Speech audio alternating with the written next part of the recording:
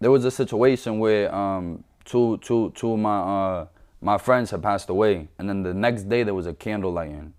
So I went to the candle lighting because obviously, you know, and I was just drunk. I hopped in a car I wasn't supposed to hop into. I was supposed to hop into a different car, but someone told me, it was like, yo, like, I'm nervous. Like, I don't want to go home alone. You know what I'm saying? And it's understandable because that whole shit just happened. So I go in that car. Long story short, we get pulled over. I get caught with a gun, some work. Bounce back, ain't got a moment. When they see you down, just know they love it. Hey everybody, welcome to the Bounce Back Podcast. I'm your host, D. Luke. I got a special guest with me today. So why don't you tell the people your name, where you're from, and a little bit about yourself. So they call me Wes Howard S. You feel me? I'm Wes. I'm from Lynn, Mass. I do music. I've been doing music like 2-3 years now. So Talk a little bit about the comeback. That's the new album you got going on? What can people expect from that, man? I dropped that like about a month and a half ago. The whole album is really based on like a whole experience that I went through. You feel me? Got locked up. Feel me? I couldn't drop music, so it was like the comeback. You know what I'm saying? That was my comeback. So just that music was just so versatile on the whole album. You feel me? It's not like what I used to do. I used to be so focused on drill, on just, you know, but I'm really on to like, I mean, like different. Like that experience made me think about things differently. No doubt. More like that real life rap kind of deal that people, you know, feel in their soul as opposed to, you know, I think every little bit of music has its place too, you know what I mean? I love listening to drill, like working out, you know what I'm saying? To get amped up and stuff like that, you know what I mean? Yeah. But then sometimes life, we all go through things and it's a reflection process too. So it seems like that's where that's at. So talk a little bit about Lynn, Massachusetts, for the people who may not know your experience growing up in Lynn and what the city is like. How is it divided, like east side, west side, and talk a little bit about that. I feel like Lynn, growing up there, is just very diverse. You know what I'm saying? Is a bunch of different people. You're gonna run into anybody there. When it comes to the sides of the city, a lot of it be petty. You know what I'm saying? Me, I started from the west side, obviously. You know what I'm saying? But the east side, I don't got like it's not really like conflict there. There's conflict with certain people. Right. Yeah. So all of it really comes like off of music. It built off of me making music, off of the hate, off of everything else. You know what I'm saying? Absolutely. That makes sense because it makes me think about like growing up in Cambridge, where like we might have had beef with some dudes from the port, and like in my head I'm thinking like I gotta be on my toes for everybody in the port, but it wasn't even like that. It was just these dudes. Like I didn't have beef with the whole port, so exactly. It seemed similar, right? So talk a little bit about like what your household was like growing up. You got both parents, any siblings? So I had my one brother, but up until like I was like, I'd say like 10, cause he moved away for school. I grew up with one parent. Most of the time, my pops, I lived with him for like, since I was up till 5, and after that he passed away when I was about 9, and then I just went from there, like house to house, school to school, ended up moving away about like 50 minutes away from Lynn, came back in like 6 months. It was just a bunch of moving around. Wow. So, I mean, talk about that experience, like looking back, being so young, with your father passing away, like how much did you know or how much were you aware of, and how did that feel at such a young age? It was on like I would say I was still young, so I didn't really register it fully. Yeah. And moving out with him, so I moved out when I was 5, so that 4 years, like that distance that I had from him, not gonna say that helped me, but in a way, you know what I'm saying? Like it was like he wasn't there. So just when that happened, it definitely hit home, cause it was, you know, that's my pops. Yeah. But even nowadays, I be seeing, I mean, like pops doing, I mean, that's what makes me want to be like a good father, like when I get there and like. Yeah. Okay. So I mean, with all this stuff going on at home, like what's going on at school? How did you do in school? Were you well behaved? Did you get good grades? How did you take to the work? Nah, not at all. Not at all. My whole time in school, I never was like a honor roll student, and that's nothing to brag about. I'm disappointed in that, you know what I'm saying? But it's something that I can't change now. But nah, school was never really my thing. I always felt like in the world we in today, you know what I'm saying? Like in my opinion, for say what I want to do and what I'm going to do, It's just like I don't need to know MX plus B. You know what I'm saying? Like I need to know real life situations, real life stuff. You know what I'm saying? Absolutely, that makes sense. Yeah. So, your brother was away for school. Yeah. Did your mom? Did he go with your mom, or what was the situation with Nah, that? How did that work out? He moved away by himself. He moved dolo out to college. Okay, so he's old. Okay, Yeah, now you're saying. he was older. So my mom stayed with me, and me and my mom was just like all over the place. But she always held it down. My dukes, yeah. No doubt, man. So, I mean, what did you notice about like how she handled everything, like with your dad? You know, I'm sure that must have been tough on her. Was that something that you saw? Was she kind of good at hiding it to try to be strong for you? Like looking back, what do you think that experience was like for her? I feel like it was definitely hard for her. You know what I'm saying? Like obviously, Yeah. but I feel like that she definitely kept it strong for at least me. Yeah. In front of me. So I never really seen her like be in pain, like, you know. I'm not saying she wasn't, but she definitely was, but she never showed that side to me. You know what I'm saying?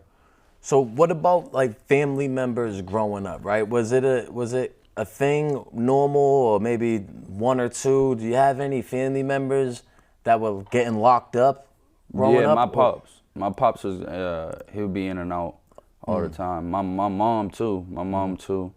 She did a bit too. Nobody really else though. Like my family wise, like my dad's side was more like, I would say like into it more. You know what I'm saying? So that side, yeah. But like my mom's side, it was never really like like nobody really went to jail. Probably like stupid things when they was younger. You know what I'm saying? But nothing like serious. So do you think having, you know, both parents that, you know, at one point or another were locked up, that was more kind of destined for you to almost do that? And what do you think that was different between you and then like your brother per se? Now he goes to college, right? So like, what do you think why do you think it was that you kind of went more to the streets where he seemed to like kind of go more to a school? Or do I have that wrong? Or what's your opinion? I feel like it was the environment. It was more the environment. Like, so when my brother had left for school, I was in the projects. Like that's where we was at. So that's really where everything, like, you know what I'm saying? Like, and the group, not even the group of people, the school I went to, all of that. And it was just honestly the person I was too. Yeah. Now I always was different. Like, my Dukes always says it, like, you was always different from your brother. Like, it was always something. You know what I'm saying?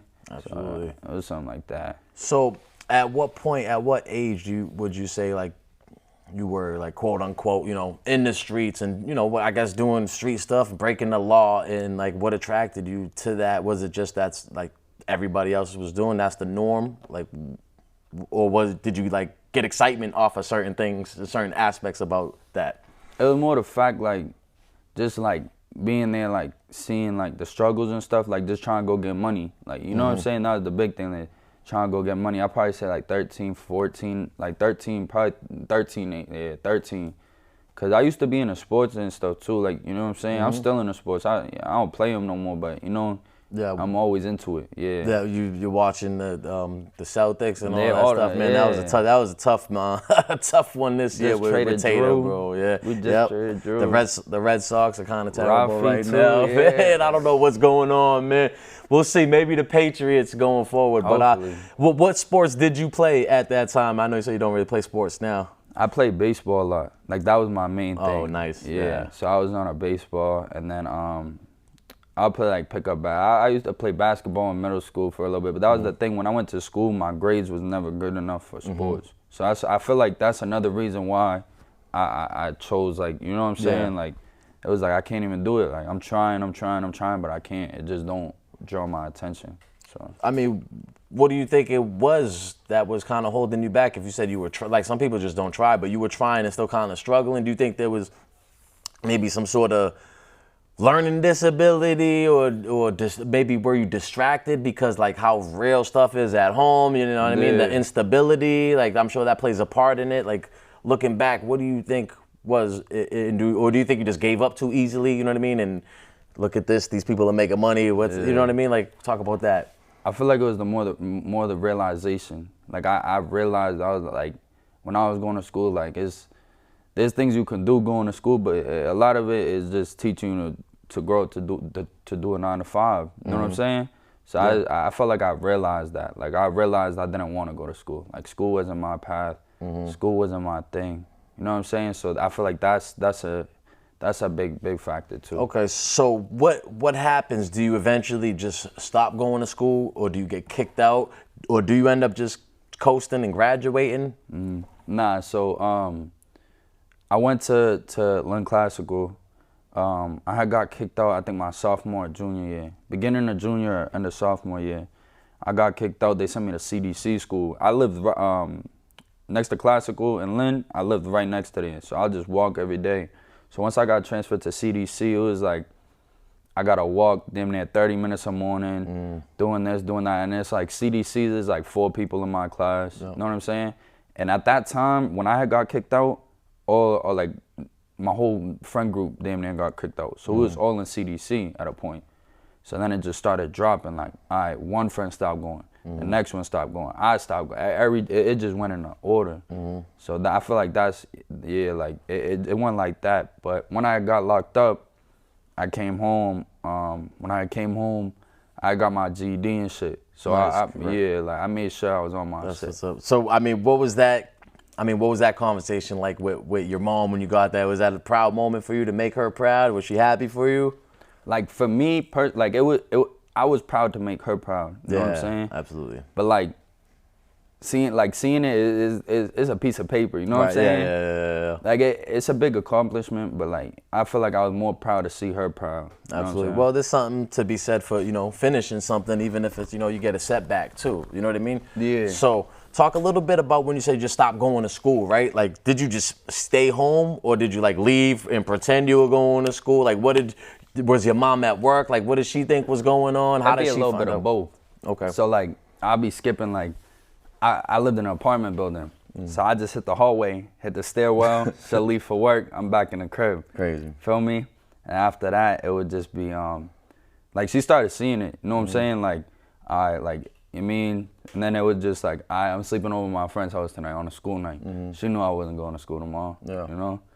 So that's really where like, Okay, I just stopped going. What about, at what age do you start to get involved? Do you start to drink or smoke weed? Is that part of your story? Like, how does that happen? So I've been smoking weed since like 12, but like drinking, I feel like drinking was a big like kick, like not a kick, but like, you know what I'm saying? Like that was like, I'm out here drinking like at the studio, 3 in the morning, 4 in the morning. I'm 15, 16 years old over there chilling with, you know what I mean? 30-year-olds, all that.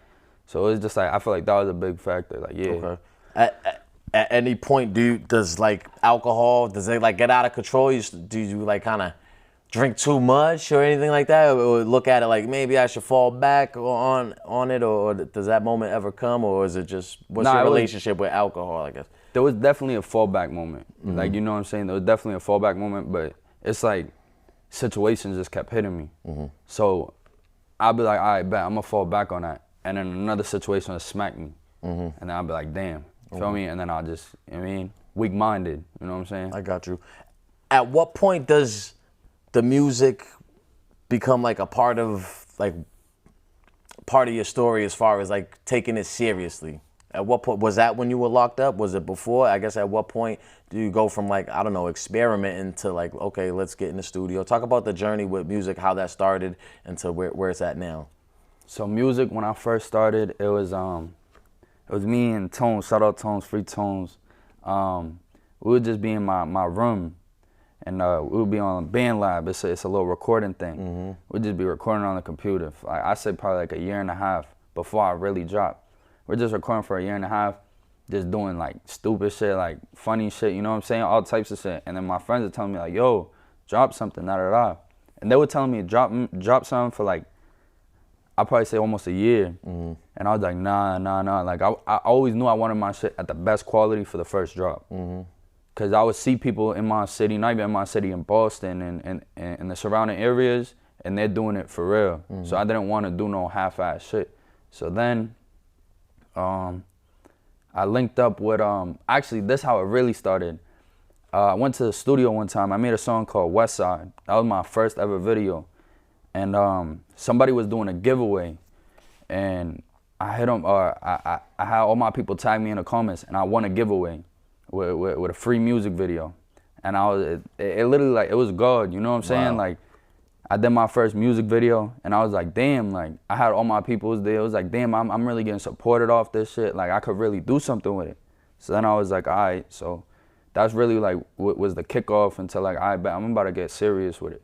Like and then just seeing everybody around me supporting me, whether it's cameraman, studio engineers, content creators, whoever it is, it feels good. Absolutely. So who, like, you're younger than me, so I'm like interested in who were like some of the artists that you were like listening to growing up, and who were some of your favorite artists or inspirations even? So I would say growing up, like, you mean surrounding areas or like just anybody? I mean, what were you listening, if you were listening to both, you know what I mean? Mainstream, but both. If you were listening to local stuff too, you know what I mean? Like, what were you listening to mostly, you know what I mean? When I was younger, I was big into Eazy-E. Okay. Yeah, so that was like, I was big into him. A lot of local people too. There's a couple local people, you feel me, that I would see do their thing. Not as much as I want, you know what I'm saying? But like few people in the city. I'd say during my generation though, like Polo G, when he was first starting to kick off. Yep. That was a big one for me too. Yeah, Pop Out was tough with him and TJ. That literally right around that time. That was when, what was that? 2017, I think. It might have been 2017. Yeah, I think so. That was like 8 years ago. Yeah. I was 11 years old. So that's crazy, like, to think about that. Like, absolutely. yeah. So at what point, what's your first like brush with the law, right? What happens with that? Was it later in life? Was it early? What was it about? So like my first time I got sat down was first and only time, feel me? Knock on wood.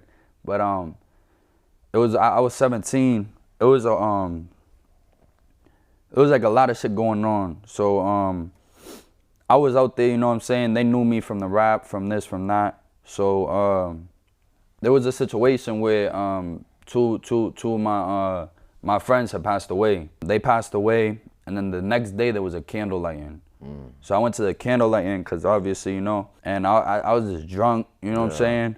I hopped in a car I wasn't supposed to hop into. I was supposed to hop into a different car, but someone told me, was like, yo, like, I'm nervous. Like, I don't want to go home alone, you know what I'm saying? And it's understandable, you know what I'm saying? Because that whole shit just happened. So I go in that car.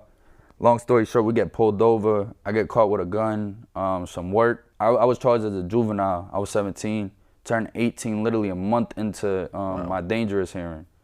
So it was just like, yeah, that was the kickoff. So that was the first time that you were actually locked up? Yeah. I mean, what about getting arrested? Did you have any, like, even if it was just minor arrests, I mean, even when you were younger or anything, like that kind of introduced you to the system, even if you didn't get locked up or nothing? I got arrested like two times before that. And it's crazy too, because it was like a month before that, and then the one before that was a month before that. So what kind of arrests were those? It was like, so one of them, it was shit. You feel me? There was a situation in a projects, allegedly, and I was around that area, and I was lit. Feel me? I was lit. We was all again lit outside and shit. And the cops ran down on me. I started dipping and shit. I shouldn't even rant. I ain't even, you know what I mean? I was just adrenaline. No doubt. Yeah. Did you have to go to, I mean, what were the charges? Did you have to go to court for that at all? Did you end up getting I didn't even have to go to court. So it was just a small little, you probably ran for no reason? Yeah, it was on some shit where it was like community, like, it wasn't community service. It was like work with like the youth programs and shit, yeah. So talk about that experience when you did get locked up. You said you were a juvenile. Where did they have you at, and like what was that experience like for you? I was up in Middleton, DYS. So I was there. So at first, when I first got booked, I went into OA at Lakeside overnight. Did overnight over there at Lakeside. The next day, mind you, when I got drunk, I'm fucked up. I mean, when I got booked, I'm tripping. Yeah. When I got booked, I was fucked up. So when I went into OA, I'm over there. It's like 1 in the morning. I'm tripping. Feel me? Tripping on everybody, everything. Feel me? So, and Lakeside is like it's more of like a dorm, like a camp. Like, you know what I'm saying? So the next day I had court. It was my dangerous hearing. I got held dangerous. And then they sent me to Middleton. I'm like, why they sending me to Middleton for? They're like, you was too crazy over there. Like, you too rowdy. All right. Wow.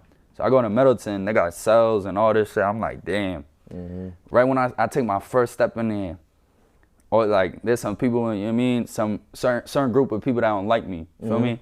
They all come rushing at the door. Right when I hit the unit, come rushing at the door. And there's a glass between the door. They're banging on it, da-da-da-da, mad shit. And in DY, they do separation and shit. So there was already a group of kids on separation because there was one group of kids on the unit and another group of kids that didn't get along with each other.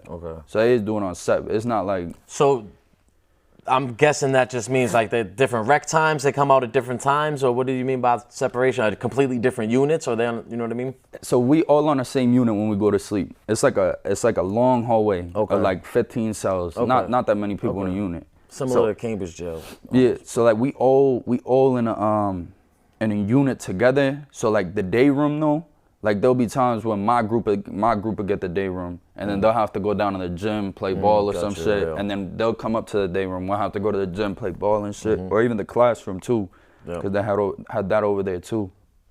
But it would be like, yeah, we'll have to switch off on rec times, switch off on a bunch of different shit. That shit was annoying. Crazy. Well, I mean, they probably, if they're trying to, my take is they're trying to keep the violence, right? The enemies away. But was it still a violent place, or what was going on in there? And like, did you have to go to school and stuff? Because what was that like? Like having to go to school, cause like I said, I turned 18 in there and shit. Like, I'm like, I didn't even go to school when I was out there. Fuck, I want to go in here. You wasn't going to school on the streets, as they say. Yeah, so being forced into that, I was a little mad, but like you get used to it. You know, like in any situation, everybody I talk to been locked up, whether it's federal, whether it's this or that. It's always, it just becomes, you gotta adapt to it. It's an adaptive lifestyle. So absolutely, once you adapt to it, it's like so much easier. But waking up 7:45 in the morning, doing this, doing that, that shit ain't, nah. Yeah, no, I hear you. So dangerousness hearing. So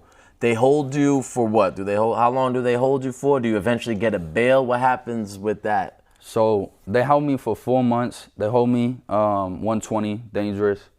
I did my whole dangerous. I didn't have no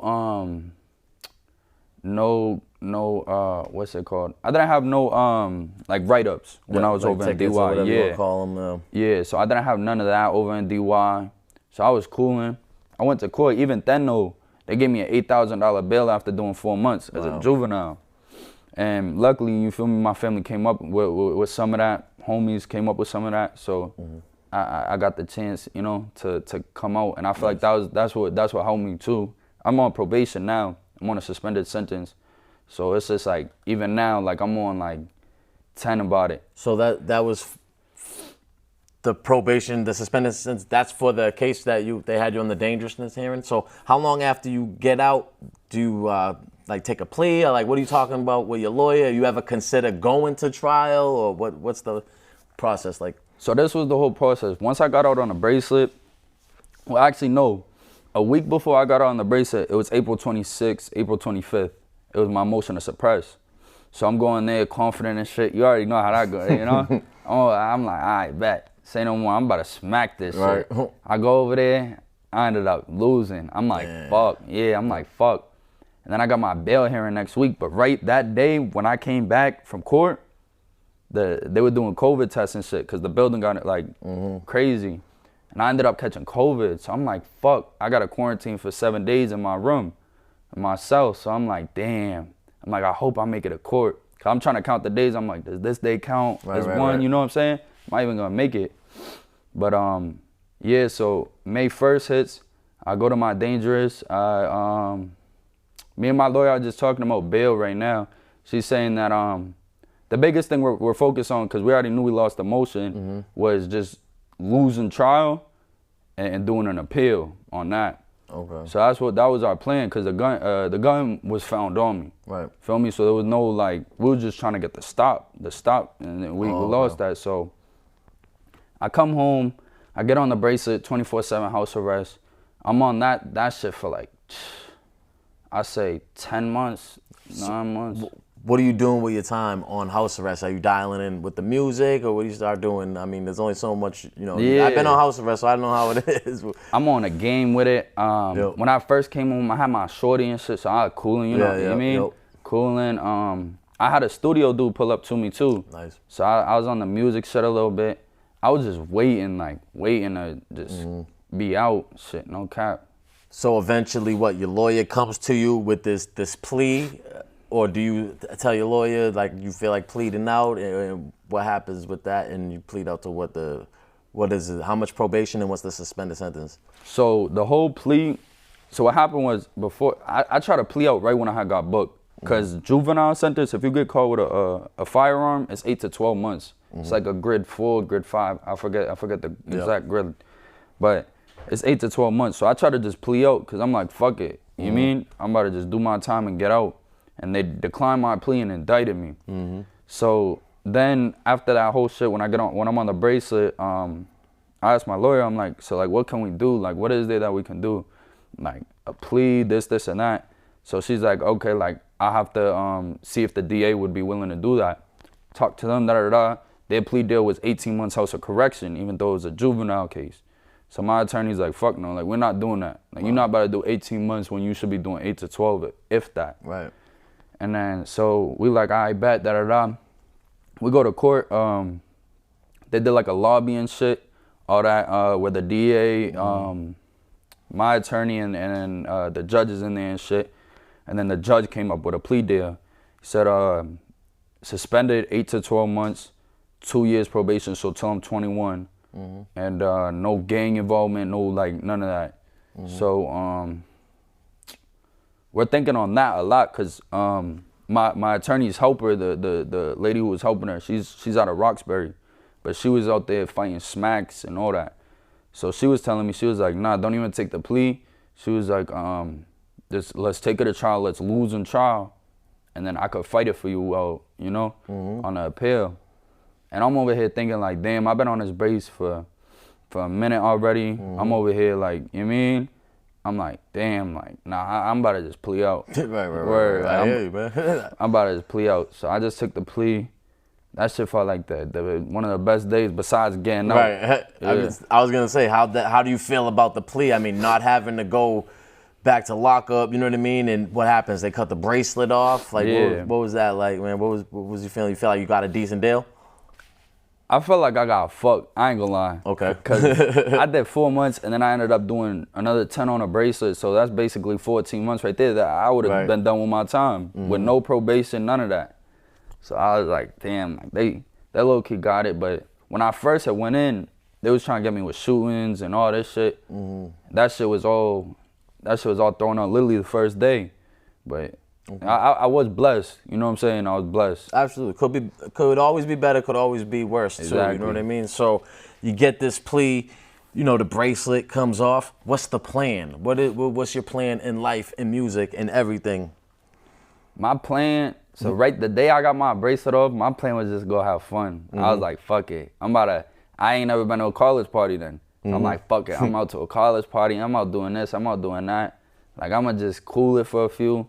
And then, ease my way back into where I was at. No doubt. You know what I'm saying? So that's really, well, not where I was at, but you know what I'm saying? Okay. Yeah, so like, that was the big thing, just getting out, having fun, and just experiencing that shit. I mean, you're at that age where you should be, you know, and especially coming off a house arrest for so long, you know what I mean? Yeah. You want to enjoy that. But like moving forward too, you kind of know too, I mean, you know a lot of people that been locked up too. Now the risks, the stakes are a little higher when you become an adult. You talk about 8 to 12, we talk about years, you know what I mean? Instead of months. So like, what's your opinion now, and how do you look at like that lifestyle, and you know, is your plan to stay away from that, focus on the music, and like, how do you look at like that moving forward? Is that something that you are ready to put behind you, or what?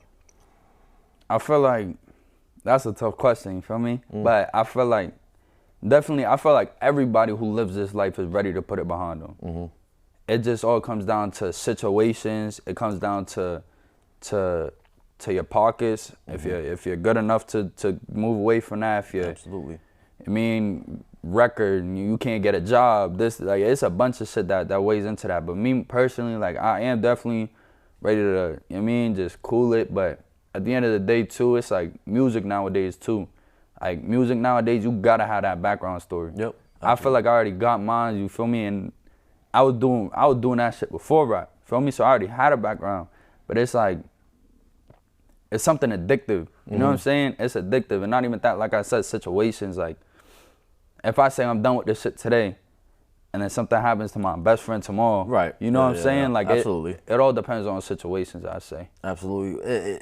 Definitely, because I feel like as, you know, men and coming up in certain ways, like, we have kind of our law or code, right? Yeah. You know what I mean? Obviously, you don't seem like you want to crash out, but this is the way we can only accept so much disrespect. You know, your family, you know what I mean? There's only so much, like, you know, people, you might get someone to crash out over family, but other than that, it's like you draw that line in the sand, and then there's the actual law, and sometimes they don't always go together, and it is what it is. But we know that too. I feel like that's the main thing I'm trying to get at, is kind of like when we make a decision now, that we know what's going to come with that. Is that a fair assessment in your opinion? And what do you think about that?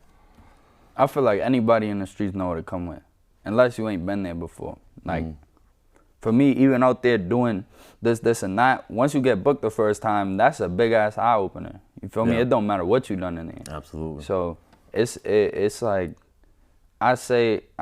So talk about that, right? Because I was gonna kind of ask, like, what was so eye-opening about it, right? Did you learn about yourself? Did you learn about your friends, or did you just learn? Did you see, like, being locked up is a little bit different than you might have thought? What do you mean by eye-opening? Eye-opening, just, I say just missing out. Like we was talking about earlier a little bit, like time. Like, time is more, like, in my opinion, time is more valuable than money. You know what I'm saying? For sure. So just losing that time, not being there for my mom's birthday, not being there for Shorty's birthday, not being there for my little nephew, and even my peoples too. Like, I feel like that was the hardest point in my life. I lost 2 friends the day before, and then the next day I got booked.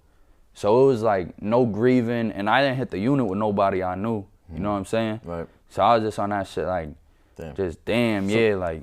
Did you feel like you said, the no grieving part, did you feel like because of where you were at, you kind of had to almost mask that a little bit? But I feel like in the streets it would have been similar, but you would have been with your people grieving together. Exactly. So talk about, like, what was that like to, like, okay, doors cracked, now you're out and you gotta, you know, put up this face of not grieving, and then, like, you get back in the cell or you lay your head down at night, and then where does your mind go, like, with that? And then what was that experience like?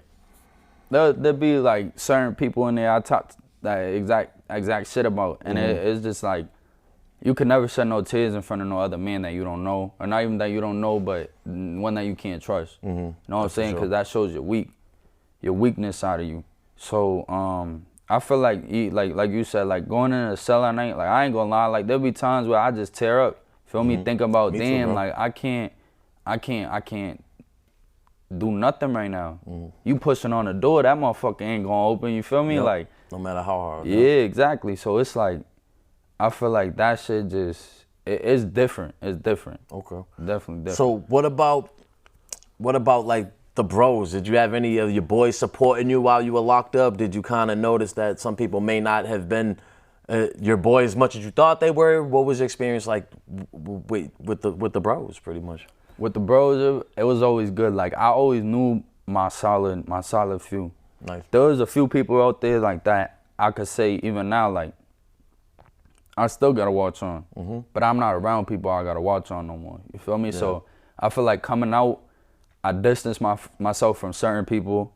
The bros, like the real bros, always kept it solid. There was none of that going to my mom's crib, checking on my mom, whether it was posting my music, posting my name. Like, it's all like that all comes Awesome. down to it. So with the music, right, a big part of music is features and working with other artists, right? So, like, talk about some of the artists that you work with in the past. I worked with so around local artists, I worked with like Johnny Nash from Lynn. I worked with Young C from Lynn. Worked with couple people out in Boston wanting to work with me right now. I don't really work with too many people, to be honest. I just worked with J5 from New York. Okay. So, but when it comes to working with people, like, I don't like working with people like that if I don't know you. Especially, like, not to say, but, like, especially, I'm from Lynn. I'm not from Boston. I don't jack, I'm from Boston, none of that. But it's, like, the Boston scene, especially. Right. I can't just work with anybody in Boston, like, because it comes down to, they got smoke with that. I don't know all that shit. They got too much shit going on over here. So it's like, that's why, unless I really, really fuck with you, I'll work with you. And our guy just had in here too, brought up a good point too about all the Ricos too. You know, just being in the video with someone and they're doing all this and maybe y'all only interacted so much and it could have been, you know, strictly music, you know, pun intended, but they still, now you get caught up in Rico. So, I mean, that makes a lot of sense to me, you know what I mean? But I feel like, do you think that there is what do you think the benefits are of working with other artists, right? You talked a little bit about like maybe the downfalls, right? What do you think are some benefits of working with artists and why that's important? The benefits is their people are seeing you and your people are seeing them. So it's a positive.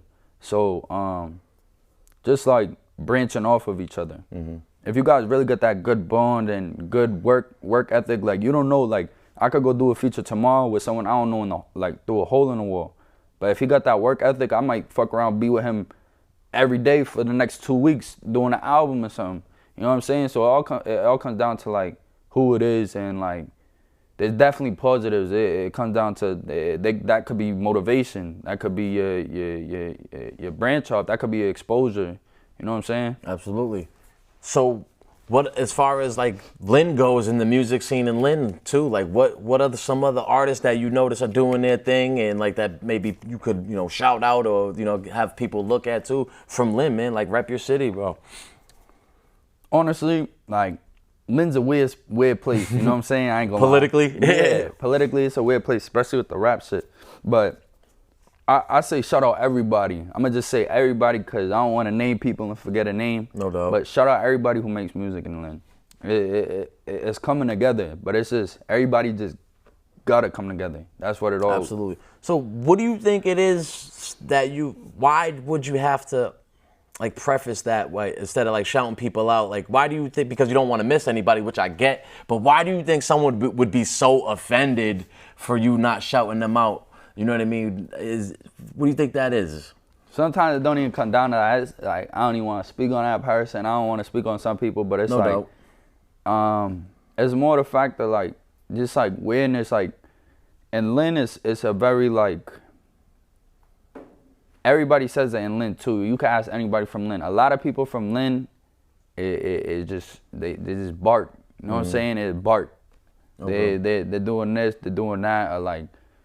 For say like this example, like there's people out here in general, not just Lynn, but in general, they out here rapping what they bro lives. What not what they live, you know what I'm saying? So that's a big thing too. It's just like I don't want to get more credit than credit's due, and not even that. It's like I always keep it on a standpoint where it's like you show me love, I show y'all love. You know what I'm saying? So no doubt. Everybody who showed me love, they got it. So even since like my days of DYS, it seems like Lynn always had like somewhat of a gang culture, and you're younger now. So like, was that something that is very prevalent in Lynn and that is super out there and you get exposed to early, or is it more kind of isolated in certain areas, or does it carry over into school where now even people who maybe not from that neighborhood, they see that? Like, in your experience too, being much younger, like, is it prominent or is it more of a like a subculture, smaller thing? I would say it's more it's definitely out there. Like everybody knows it's out there. Like you know what I'm saying? So I feel like it is more prominent. Like there's a lot of shit going on, especially when I was a freshman in high school.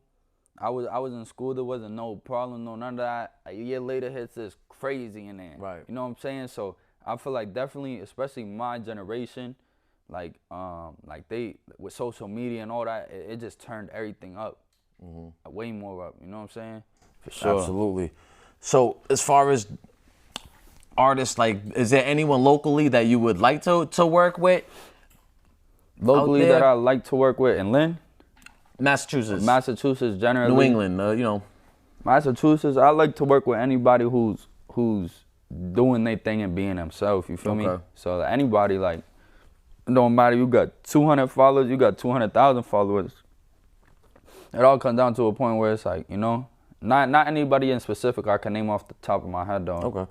What's your favorite part about doing the music, right? Is it writing? Is it recording? Is it doing shows, getting the crowd going?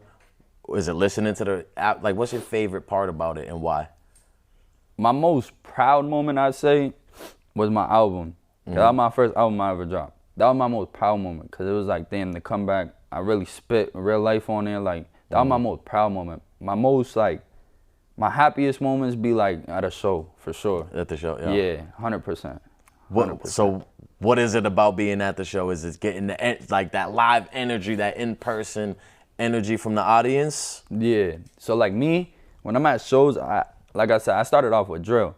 So every time I go to a show, I'm turning shit up. Like, I'm not doing no sad shit. Nope. So when I'm at a show, it's like, it feels good to have all my homies there. Like, everybody's there, whether smoking, drinking, or whatever the fuck they doing, you feel me? It's just good to see me like taking a step back, like, damn, everybody's really together in this one environment for this one reason. You feel me? Absolutely. I feel like that's the biggest thing. That's cool. Hell yeah. What was like the first time getting on the stage, man? Like, were there nerves involved? What was that experience like?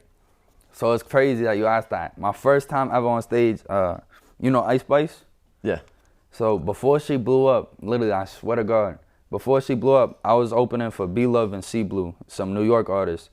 And as I'm opening, this is my first show ever. There's like only like literally like 20, 30 people there at the Middle East. And Ice Spice is just walking around, like, we're literally talking and shit. Like, it's crazy. That was my first show. It was like in front of 20, 30 people. I was nervous, but it was like, I had everybody there, like, that I was comfortable with, so it was smooth. But it was crazy that, because literally before she blew up, she was there, like, walking around, no security, no nothing. It was wild, no bullshit. So I guess hit me a little bit to, like, the game and how it works. How were you getting these, like, New York opportunities? Is that something that, you know what I mean? How does that work? Do you know people from New York, or how does that go down? I'd say it all comes off, like, marketing, like, really. So when I promote my stuff, like, if it's a drill song, I'll base it on, like, New York. I bet, like, so the targeted audience is gonna hit New York. Okay. So then I'll just have people from New York hitting me up, this or that. That's fire. Yeah, and even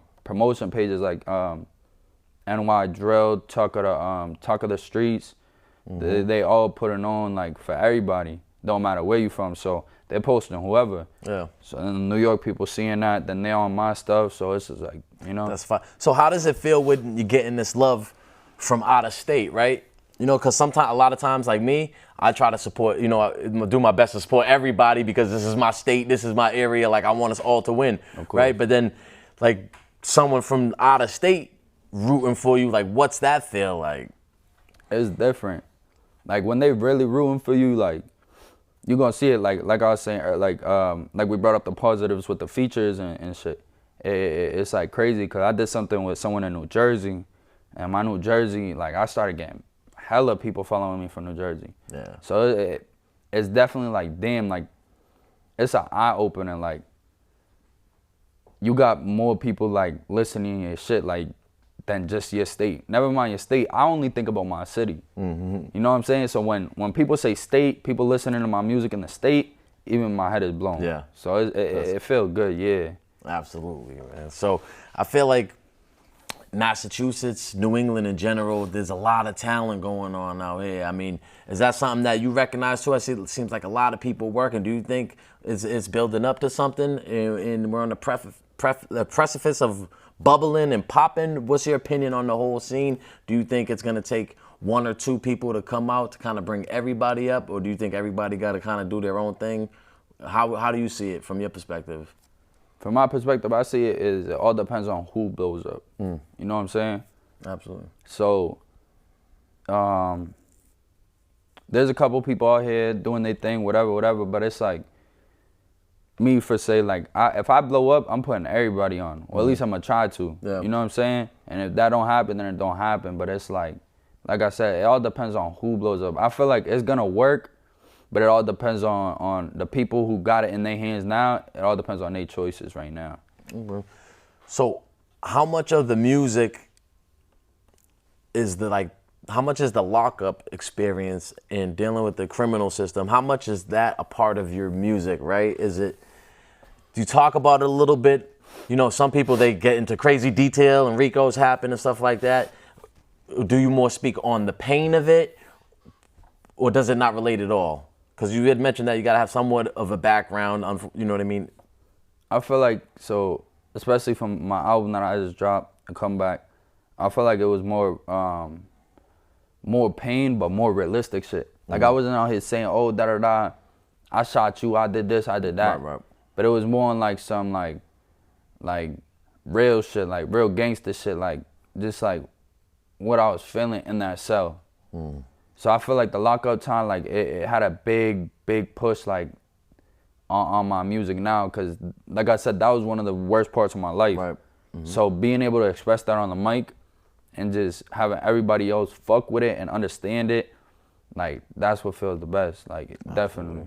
What are some things that you learned about yourself during that process of being locked up, right? You know, a lot of time to self-evaluate. You were going through a lot at the time, even if it's maybe you didn't learn at the time, but like looking back, what are some things you learned about yourself throughout that process? I mean, to be real, one thing is I ain't got no patience. No patience, bro. You waiting for that next court date, it's like, that shit feel like years. That's just a week away. You know what I'm saying? It's a little, it is like experience from like doing, like getting a sentence and knowing like this is how, and then like month to month, will I won't out, you know? It is a pain in the, you know what I mean? Pain in the ass thinking about all of that. What in your experience was the worst part about being locked up? Being away from my people. That was the biggest thing. Especially in DY, because DY, they control your phone time. You know what I'm saying? So it's, all right, you just came in today, so you're going to only have 5 minutes on the phone for 3 days a week for the next 3 weeks. Feel me? So it's just like, damn, like, I can't even talk to my people. And I feel like that's the biggest thing. Like, even my people's, free all my people's in the county, free all my people's upstate, for everybody. But it's like, that's what you most look forward to, is that time on the phone. You hearing the outside world. You knowing what's going on. You making sure your people safe. You making sure they straight. Like, all that. I feel like that was the biggest thing, was just being away from everybody. Absolutely. What are you looking forward to the most moving forward with this, you know, chance at freedom and with music and life in general? What are you looking forward to going? You got a lot of time ahead of you. I'm looking forward to just making the people around me proud and just continuing to do the right thing for the next generations that's coming up. Because even me, I'm still young. I'm 19, you know what I'm saying?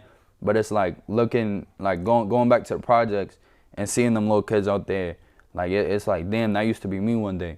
So like trying to just be better and just, you know what I'm saying, like show them that there's a different route than you ain't gotta be out here doing this, doing that. You know what I'm saying? Because when I was out here, it was just, oh, I need money, I need to go do something, you know what I'm saying? So I feel like that's the big thing. So how is it being such a young artist in a game where you have people of all ages? Do you feel appreciated? Do you feel it's a little tougher being younger? Do you feel like, especially if you might get a little buzz faster than maybe some people who've been doing it for a while? Like, is there like hate that comes with that? Like, do you think being like your age is part of that? You had already mentioned there was like the hate and all that. Like, is it the age? How do you feel like that benefits you, and maybe might be a downfall too, both sides of the age thing? I feel like there definitely is pros and cons. Like the pros in it, like I feel like there's definitely an advantage coming into the game young. Because you learning off people that's older than you, you learning, doing this, doing that, and you fucking up too. So your fuck ups you ain't gonna do again, you know what I'm saying? But I feel like the cons about it is that just like the people that have been doing it out here, if you find yourself comparing yourself to those people and comparing yourself to how much respect they got in the music industry, comparing yourself to how many likes they get, comparing yourself how many people they bringing into a show, I feel like that could be the downside of it. Because that's what make someone tap out. It's like, damn, I'm not doing enough now. So, you know. So they always talk about the industry being like a shady game and all that stuff. I mean, do you have any bad experiences since you've been doing music and like whatever, not throw anybody under the bus, but like, did you learn from it if you did, or has everything been kind of cool? I mean, ain't nobody really fucked me over. Like, nobody fucked me over, but Mostly love?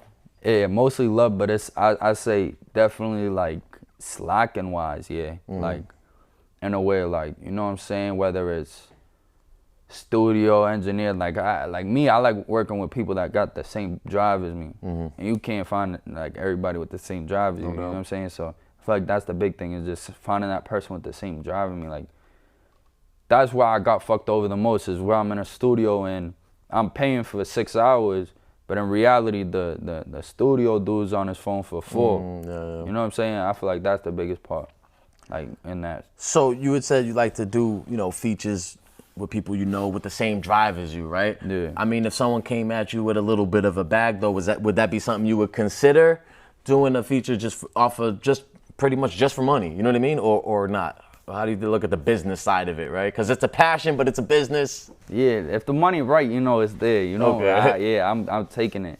But it also depends, like, you know what I'm saying, your background, your credits, like, you know what I'm saying, how, like, who knows you know what I'm saying. So it depends on that too, and it depends on your music too. You could give me whatever amount of money, and if you ain't flowing and shit, like, I'm not gonna fuck with it. I'm a fuck with you. I'm like, yo, you could do this, you could do that. But that's like, I'm not gonna do a song with somebody where I feel like it'll be a song where it's just me. You know what I'm saying? Absolutely. So management had reached out to me on your behalf, right? So talk about the benefits of that and why that's important to have somebody help manage your stuff. Does it give you more focus on strictly the art? What's up with that? Why did you make that decision? How did that, you know, come into play? So I feel like having a manager, in a sense, it's like, if you're out here doing stuff, like, not to divide it in any way, but it's like, if you're out here doing stuff and you can control everything that you're doing, don't get a manager. Cause then it just, you're giving people other opinions to your stuff. You know what I'm saying? It might not be what you want to do. It might not be this or that. So you definitely gotta have an experienced person or whatever, but like, it helps when you can't get to everything, or you can't do everything. You can't be in a studio and then doing this at the same time, promoting. So like, I would say management wise, just like having that person to be there when you're not. Okay. You know what I'm saying? Absolutely. So like, and even professionalism, you know what I'm saying? It looks a lot better when a manager hits up an artist for a feature or content creator or podcast or whatever it is, than the artist himself. You know what I'm saying? It shows, he got people that's really out here doing this shit for him. No doubt. So how do you find someone that you can trust enough with that role, right? And how do you build that trust, and how do you make that decision? And why is that important to find someone you trust? I feel like you can't go out there looking for it.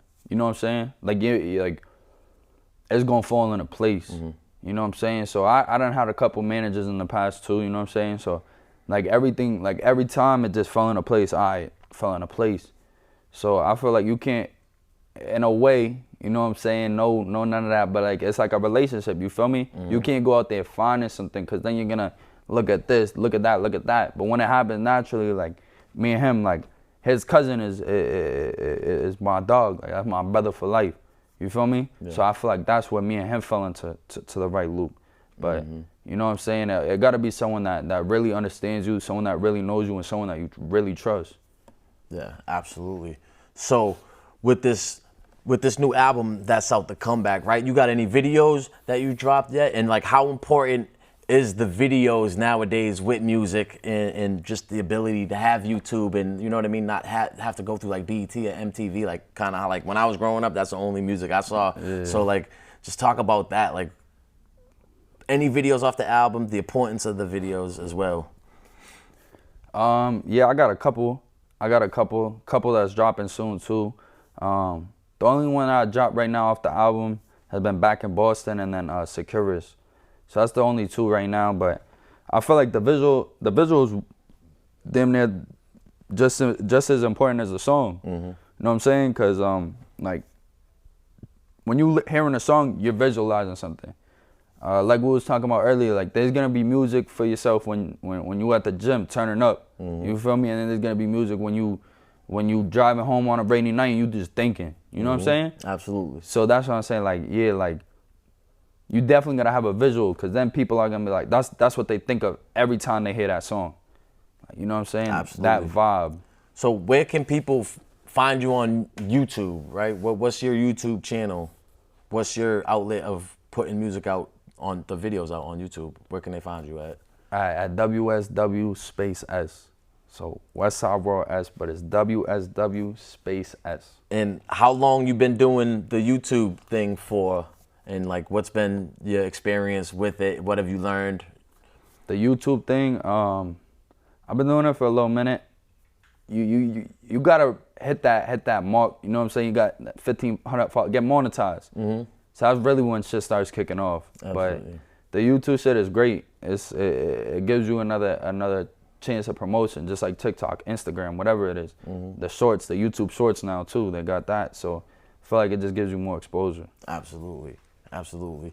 And as far as like shooting the videos, do you have fun with that? Is that something that you look forward to as well? Like, what's your favorite part about doing the videos? Is it shooting it, find different locations, and like, how do you come up with the concept of like what that video, where are you gonna shoot it? Like, what's that process like shooting a video? You have a cameraman that comes up with all that. How much like are you involved with that? So I'm usually really involved in it. My favorite part about doing a video is like we were talking about earlier, like the vibe of a video. So picking the vibe like that I want. So whether it's raining, snowing, sunny and shit, like picking the vibe of the video is my favorite thing to do. Cause then I could see a spot and be like, damn, I could picture me with 20 of my homies right there chilling. You know what I'm saying? Yeah. Good ass video. Absolutely. And when it comes to being involved in the videos, I always am. Shout out Nicky Clips. He shoots like damn near every single one of my videos. So shout out him. But like me and him would just be driving one night. Like we'll just, like there been times where we just, all right, yo, let's go get food. All right, bet. We on the way home for getting food. He's like, yo, that's a nice fucking shot right there. I'm like, yo, no bullshit, that is. Like, he's like, all right, bet, yo, we going there. No doubt. Yeah, so it's like running gun. Like most of the videos I do, cool. yeah, most of them running gun. And I feel like, obviously, when you want to get to that industry level, you're going to have to sit down, plan shit out, do this, do that. But I feel like when you're doing running guns, it's like what you really want to do. Like, I bet, fuck it. Like, we here. Let's do it. So, I mean, there's a lot of ups and downs in this, too. So, like, do you have a moment, like a very high up that you can look to when you're having a down to be like, well, this happened. I must be doing something right. You know, do you have a moment like that? Or something like that where it's like, okay, you know you're on the right path, you're on you're doing something right. I definitely do, like whether it's my people be calling me from jail talking about, yo, da-da-da, like, yo, this song, like, da-da-da, like, this is different. Like that's like a moment, like, for me, 100%. Like, just knowing that people understand my music. Like, they don't just hear it. Like, that's the big thing. It's like, a lot of people hear music for the flow, for this, for that. When I do music, I want you to hear the words I'm saying. Yeah. It's not about the flow. I don't want you to hear none of that. Obviously, the flow comes into it, but I want you to hear the words I'm saying. Yeah, like, the meaning behind it. And once I see someone like that gives me a big, like, push. Like. So when you say you hear, your people from jail, is it something where, how are they listening to your music? Do they have their people playing it over the phone, or were you able to get your music on like the MP4s and all that? Yeah, so in DYS, so I got like 5-6 people in DY still right now. They all listen on the little MP3s, and then the people up on in county and shit. I haven't got my shit on JPay yet, but I'm about to do that. But just on the phone and shit, like, yo, like, nah, I felt that, like, you know what I'm saying, like, feel me? Absolutely. So what can people expect listening to this new album, right? Are they getting to know you personally a little more? What do you think they could get from listening to the new tape, bro? I feel like you could gain a lot of, not even gain nothing. I say like this tape was very like selective, if that makes sense. Like it's a selective audience. So if you ain't been through shit, like if you ain't feel anything that I felt, if you're not in like the streets, I would say, you know what I'm saying, I feel like then it's not for you. But that's something I'm gonna get into more. I felt like just with this first album that I had to release, and especially after everything that happened, paying tribute to both of the people I lost, and everybody that's up in county, everybody that's locked up, I felt like I just had to do some shit where it's like what made me feel good, not what made other people feel good. Absolutely. What's immediately next for you? Is it you got a new video coming out? You got any shows lined up? What's the immediate next thing coming up for you? I got a show July 12th over at Middle East. Still putting that together. I haven't even posted it yet, but that's gonna be July 12th at Middle East. Nice. I got a couple music videos dropping. I got like 6 of them done right now, so nice. I'm just waiting to just get on that run. So talk about that. How does that process work? You got 6 of them. Is it a plan? Like you trying to do one a month, or is it when the vibe's right? Like I mean, you got 6 already in the clip, like loaded, right? Ready, already shot, edited, done, pretty much, or still some editing? They still still getting edited and shit. But it's like, so like what me and Nikki like to do. Me, that's the person who does all the camera footage on most of my videos. Me and him like to go on crazy runs. So like our runs will be like once a week. Like we're dropping a video once a week. Yeah. So then people aren't getting bored off that last visual. You know what I'm saying? Cause that's how I am. When I see videos and if I really fuck with the song, I'll be watching that motherfucker over and over and over. Yeah. I'm definitely getting tired of that shit in a week. You feel me? I hear you. Yeah. So the attention spans are very short nowadays. You know what I mean? So, I mean, why is that important to stay consistent? Is it, because you missed out on a little bit of time, or why do you think that's important? I'd say I was even consistent before I had got locked up. Like some people even say like out here now like that I was more consistent before I got locked up than when I came home. But it's like consistency is key, because in all reality, it doesn't even take a song. It takes a bar. Like it could be one crazy ass bar where you just blow up off of. Yeah. So I feel like it's just that, like consistency is like, and also like learning your sound too. Like this whole album, I feel like that was really my sound. Like this whole album that I just did was really my sound. I didn't have my sound, and I was doing music for 2 years straight. You feel me? So like that's the big thing. It's just like consistency is always gonna help you. It never hurts you. It never hurts you. So I mean, you know how it is when you first get into something. You're obviously not gonna be as good as you will be. Years later if you stick with it. So what do you think is your biggest area that you've improved since you started in the music business? Like music wise or like mentality wise? Music wise. Both. Give me both. Music wise, I feel like singing wise. Okay. Like singing, like I feel more comfortable singing. Like I could just hop on a mic and start singing. So I feel like that's more comfortable for me now. Mentality wise is just like watching what I say and just like the outcome that shit could happen to. Like you know what I'm saying? Like whether it's someone getting bucked, someone getting hurt, whatever it is. Like you know what I'm saying? Like just thinking about the outcome after that, cause. You know what I'm saying? People think it's just music. Like, nah, like, they say they can't bring your lyrics into songs. They ain't gonna bring it into the courtroom, but they're gonna use it to get you. You feel me? Absolutely. I had a couple people that were actually, they used it in court. You know what I mean? So, I mean, definitely I would say steer clear of being very specific. You know what I mean? Yeah. Anything like that. So, I mean, what advice would you give to somebody that just, starting up in music? What would you tell, or what advice would you give to, you if you could, just going back? Me going back, I'd tell myself, yo, stack up like 10 bands and then start. Like you gotta have money for that shit, yo. Like you got to, cause if you don't, it's not gonna be sweet at all. Do you think that's where a lot of people get in trouble with the streets, is trying to come up with the money for this type of stuff and still having their foot maybe in other things? Do you think that's a common thing, and why do you think that is? It definitely is a big thing. It comes down to like, just in generally speaking, not speaking on me or whatever, you feel me? But generally speaking, like, You go bust a play, you making $1,000 in one sitting. You go do a 9 to 5 for a week, you barely making $7, or you mean? You know what I'm saying? So I feel like that's the big thing. Like, it's like people see how quick the money is. And once you get so dragged into that, it's like you're not gonna stop until something stops you. You feel me? Absolutely. So I feel like that's the big thing. Yeah. Absolutely, man. So what are some obstacles that you've been dealing with since you got out? Anything that you kind of had trouble with? Any adjustment period? You know what I mean? Driver's license, is that something that you're able to obtain or want to, or maybe you can't because of the thing? Talk a little bit about maybe some hurdles you had to do with that because, dealing with the system and now being like. My biggest change was just like when I came home, my original group of friends then either booked away or passed away. Yeah. So that was the big thing, and it's crazy too because it was like 4 months, 5 months. You know what I'm saying?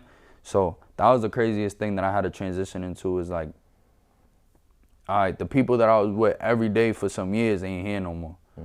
So I gotta do shit by myself sometimes. You know what I'm saying? Like there's no, oh, yo, should I do this? Like, nah, like it's like you gotta have that mindset at all times. Absolutely. You know what I'm saying? So are there any other ventures too that you are getting into that maybe cross over with music? Like, do you plan on doing merchandise or anything like that? Or is it just, let me just focus, dial in 100% on the music? I feel like I definitely want to do merch. I want to do all that. Like I said, like even earlier, like with the kids, like that the next generation's coming up. I want to do everything that I can to show, like, it don't gotta be music, it don't gotta be clothing, it don't gotta be content creating. It could be whatever the fuck you want it to be. And you could live off that. But it's just like all on your drive. That's it. Absolutely. That shirt, man. What's that shirt? Bud Baby. I like that shirt. Is that you support? Like I got my boys thing on. Is that somebody locally or what, man? Because that's a dope shirt. Yeah, that's my boys brand. Shout out My Baby. So actually, it's crazy too that you brought that up. We met at the Middle East. You know what I'm saying? So meeting there, like me and him started off around the same time, but he just took off. You know what I'm saying? He got like, excuse me if I'm wrong, but it's like 50. At least I know he got at least like 50K on IG. It's something crazy, something wild. I mean, is that motivating to you to see that like firsthand, like that? You know what I mean? How you see people before and then you see the process. Hell yeah, that's motivating. Cause he always showed love to me. Like me and him was always genuine back and forth. Like my first time I met him, he gave me a free sweater, and it was actually, no, it wasn't my first show. Probably like my second or third show ever. Oh. And he popped out, and every time, like, even the Back in Boston video, he was in there. Like, that's really my dog. It's deeper than clothing. It's deeper than music. It's deeper than all that. Like, he really showed genuine love, and that's what I said before. Like, if it's genuine, then why not? You know what I'm saying? Okay. So talk a little bit about goals moving forward, right? What are some of your short-term goals, long-term goals? Talk a little bit about that. Could be music, could be life, both. I mean, both obviously cross over. Yeah. My short-term goals is like just making sure I get by every obstacle that comes my way right now. You know what I'm saying? Especially this past week, like, you feel me? Had a couple people getting booked, this and that. So it's like just stepping over everything that God throws in my way. That's my short-term goals right now. Staying alive, just breathing, and just doing what I gotta do to be stable and to live. So, what goes through your head when someone close to you, you know what I mean, they're getting locked up? I mean, you're close to it. Like, what's going through your head? Do you feel blessed? You feel lucky? What's going through your mind? A little bit of both. Like, you know what I'm saying? A little bit of both. But it's just like, at the end of the day, like, I tell them every day, like, God does everything for a reason. You know what I'm saying? So you either locked up right now, you know what I'm saying? Because something was going to happen to you, you was going to do something to someone else. Absolutely. That's how I see it. So talk a little bit about that. You had mentioned God a couple times, right? Was that something that's always kind of been in your life? Did you go to church younger? Was it like, what was it, just growing up, you know, your parents, or how does that become part of your life? So I wasn't raised in like no like church home, like, you know what I'm saying? But it was like, I'd say the big turning point, like, I used to go to church here and there, and then I stopped going. And then when I got locked up, that was like the big thing for me. It was like, you feel me? Like, I found God for real. Honestly, absolutely. yeah. And I feel like, you know, I just feel like nowadays too, I like to bring it up because with all the evil in the world, I feel like the world needs more God. I feel like some people are ashamed or get weird to talk about it. So whatever, I like to talk about it. You know what I mean? Bring it up and like normalize it because, you know, Definitely. God on your side, anything's possible. Exactly. You know what I mean? And so I'm really looking forward to that. So what about like long-term goals, man? Do you have any dreams of like a family life? Like I know you mentioned you had a girl on house arrest. Is that situation now? You got any kids or anything like that? You're young, but it happens sometimes. Or is that something that you've ever even thought about being so young? Is like a family and everything moving forward? Nah, I definitely want a family. Like the show I was talking about, that's my ex now, you feel me? Okay, yep, I no ain't doubt. about to get into all that. No That's doubt, what no, you mean? I hear you. But it was like a whole situation. But just like in the future, I definitely want kids. I want a shorty who values me same way I value her. You know what I'm saying? Absolutely. So like I feel like I definitely do want a family soon. You feel me? But I gotta find the right girl. Yeah, like no rush. You're no young. rush. You're You young, feel man. me? Absolutely. So like hypothetical, right? Say like years down the road, you have kids, and then your kid's like almost a teenager, and he's talking about, you know, gang and stuff. Like, what's gonna be going through your head? What are some things that you would tell him? I'm probably smack this shit now. I'm playing. Nah, but I would probably just tell him, like, you feel me? Like, just give him real life sit down talks. The same shit that I went through. That's not something I'm gonna be embarrassed to talk about with my future kids when I have them. Because it's something I learned off of. So if I can learn off of it, maybe you can too. At the end of the day, everyone got their own mindset. They got their own mentality. So they're gonna do whatever they want. But I feel like the biggest thing is too, like, what environment you raise your kid in. Where did you bring them up? Like, you know what I'm saying? I feel like that's a big thing. So I feel like if my kid is growing up on, oh, da-da-da, I'm gang, da-da-da, that's my fault. Because I did something wrong. It's a reflection of you, yeah. right? You know what I'm saying? That's real.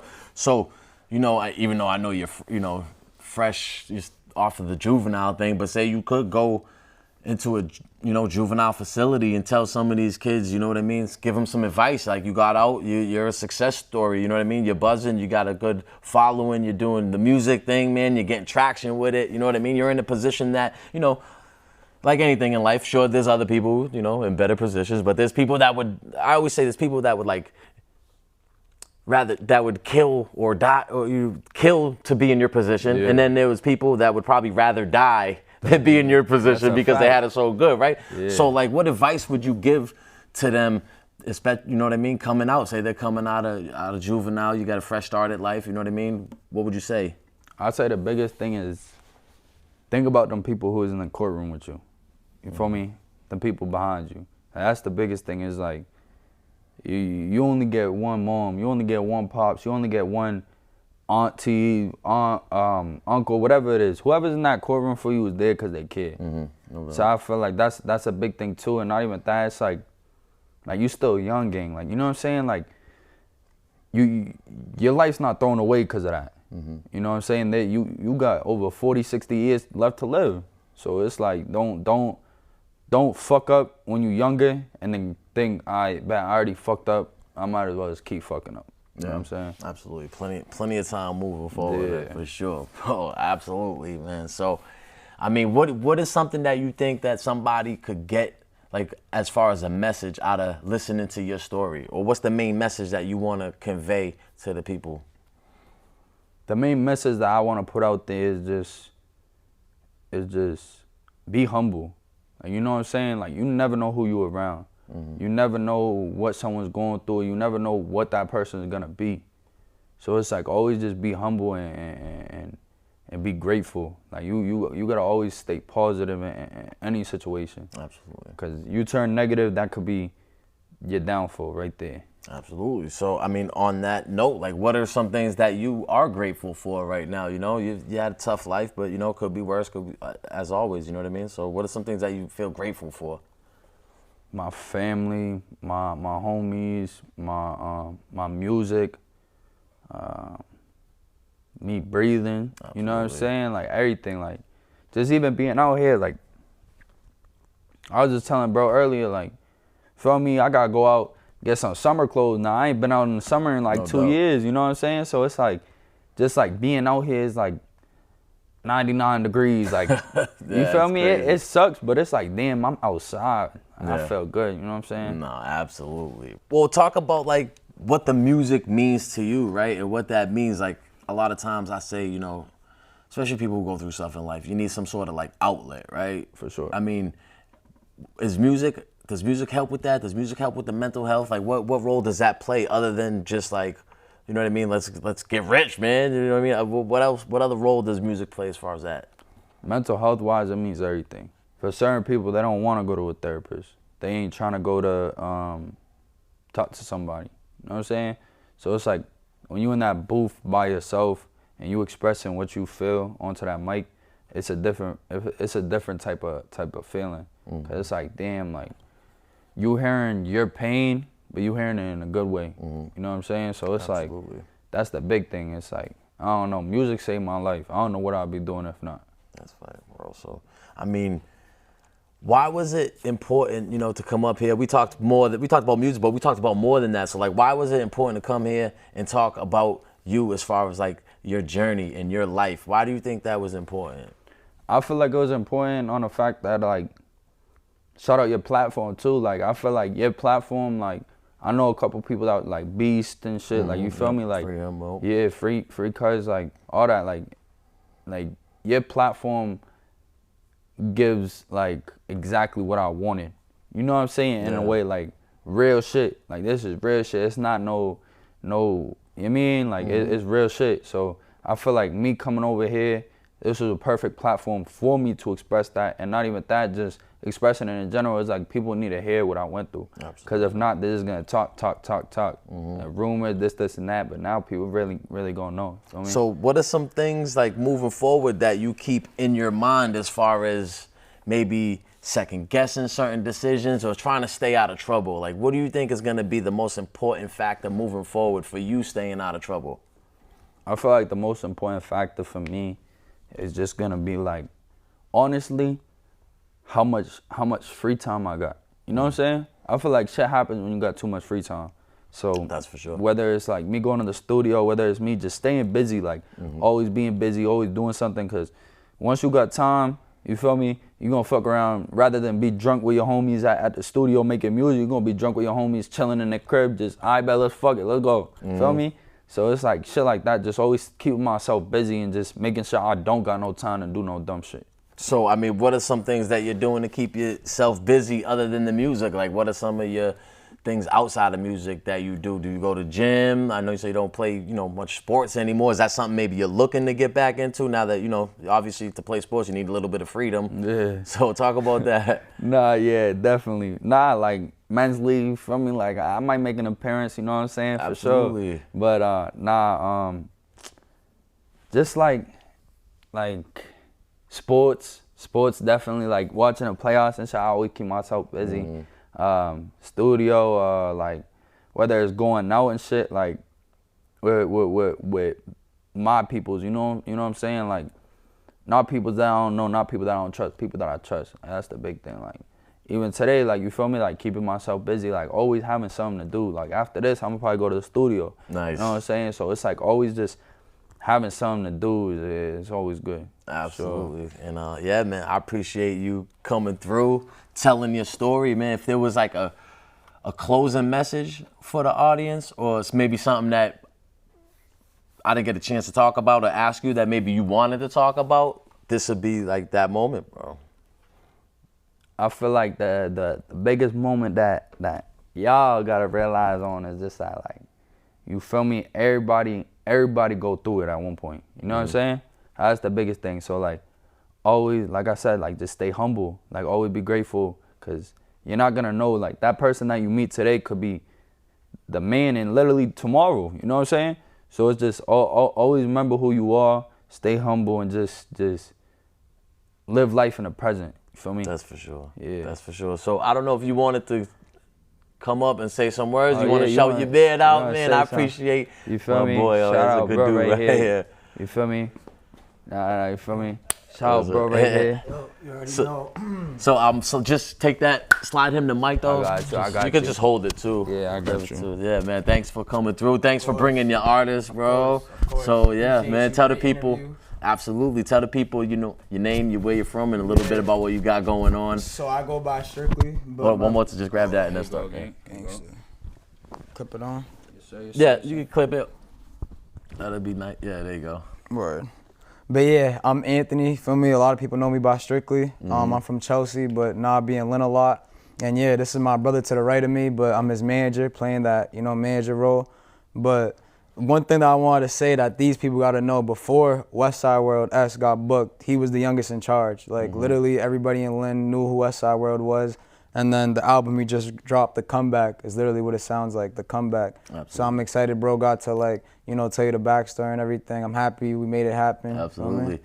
So, I mean, what was there something that you saw in bro that, like, you seen something like a star in the making? Like, what was it that, you know, attracted you to him as far as, like, the music-wise and going forward with that relationship? So, yeah, I have a YouTube channel, an IG channel, Strictly Music TV. I'd appreciate if y'all tap in. But when I was doing that run, I was networking with so many artists and stuff. And Wes, I believe, reached out to me talking about, like, let's lock in for an interview. And I got around West. The interview never happened, but I just seen how raw he was. Like you said, superstar talent. Anytime I put up on him, he was like, what, 20 deep every single time with the homies and shit. And he was always like putting me on to people like, yo, this is Strictly. So that felt good too. And then like, I think it was like 4 or 5 months, I was always going to the studio with him, like me and the homies. And I'm talking about regular studio sessions, what, like 4 hours maybe? Right. With him, it's like 8 plus. Yeah. He's like, he lives in the studio. His people's live in the studio.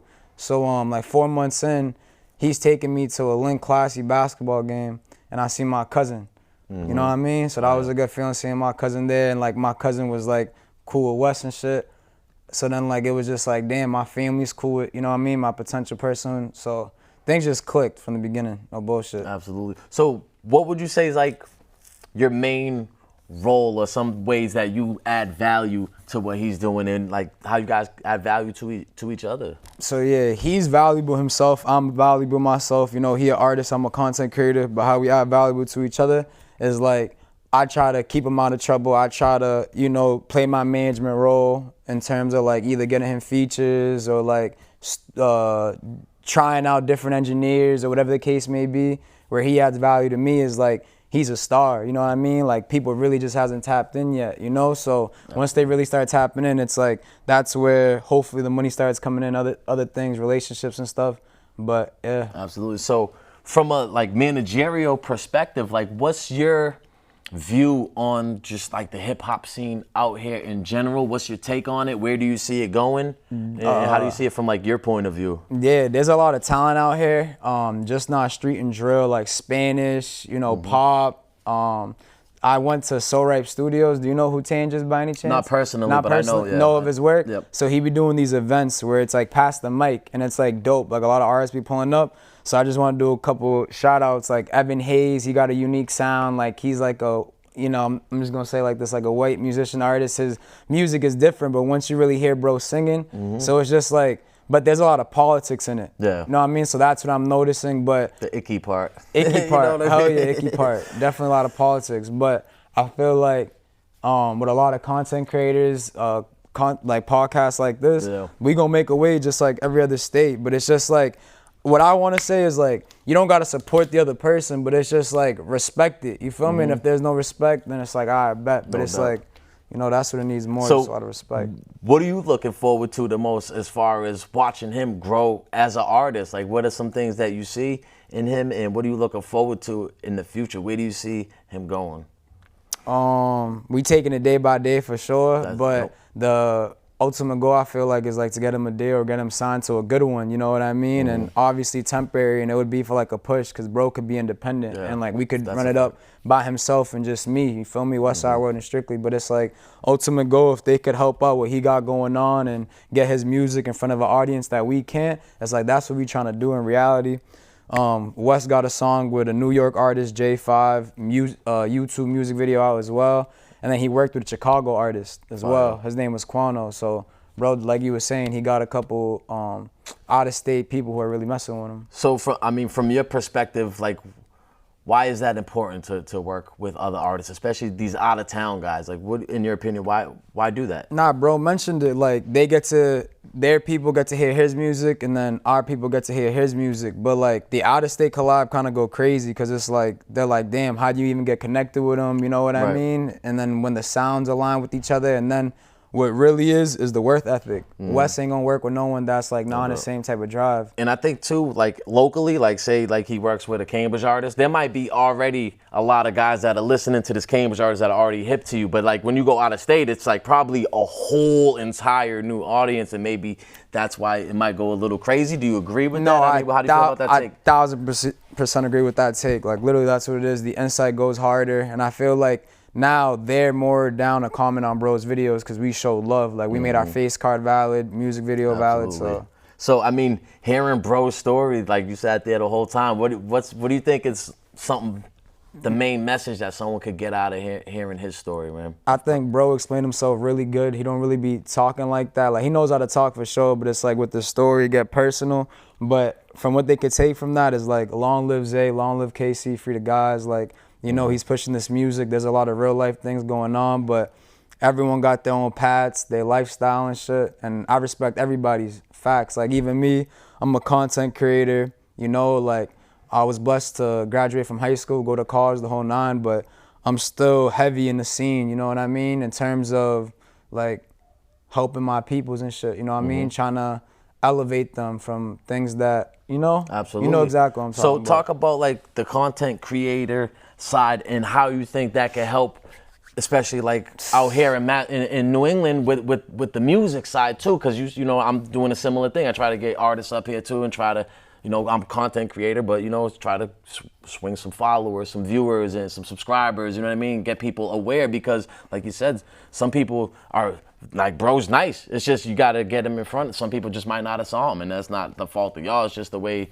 how the it algorithm is, yeah. world. It's a big world, you know what I mean? So like, in your opinion, why is the content creation in the overlapping with the artists, why is that important, and where do you think it could go if we stick together like that? It's very important because it all goes with your face card as well, like where you from, like what you support, and like where your actual goal is, you know? So with me doing the content, I'm networking with different artists or clothing brand people, whatever it may be.